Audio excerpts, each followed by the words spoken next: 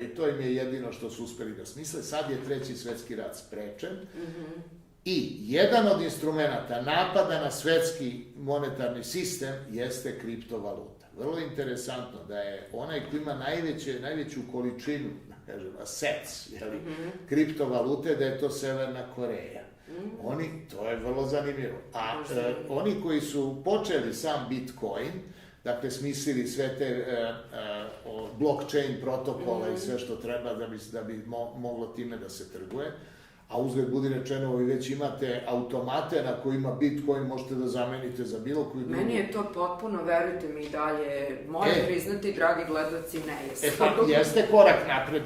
Da kažem, kriptovaluta je još uvek ljudima nejasno šta je to, šta se tu kupuje i prodaje, sem čiste šarene. Ti kao imaš nešto, u stvari nemaš ništa, imaš mnogo, mislim.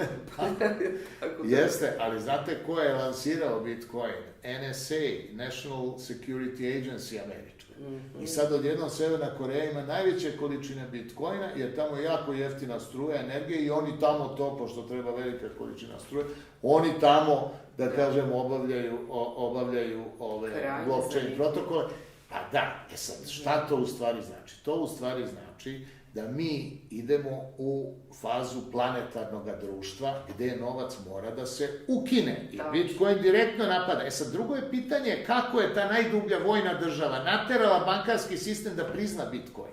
Zašto bi banke menjale nešto što nije ništa za nešto što ima pokriće, ne znam, u zemlji, u kućama, u nekoj robi i novcu? To je sad, u stvari, ta politička tajna sveta, što je najdublja država, vojna ezoterija, a duboka država protiv koje se ta vojna ezoterija bori, to je oligarhijska, finansijska, to su Rothschildi, to su Rockefelleri, ove koje znamo.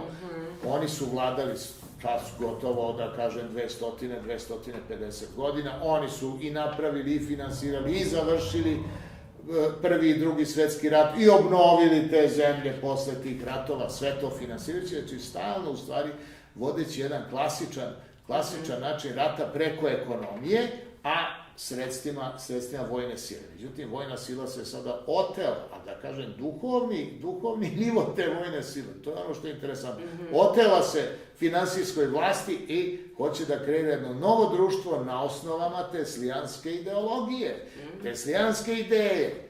A to je šta? Dolazimo do vama omiljenog dela.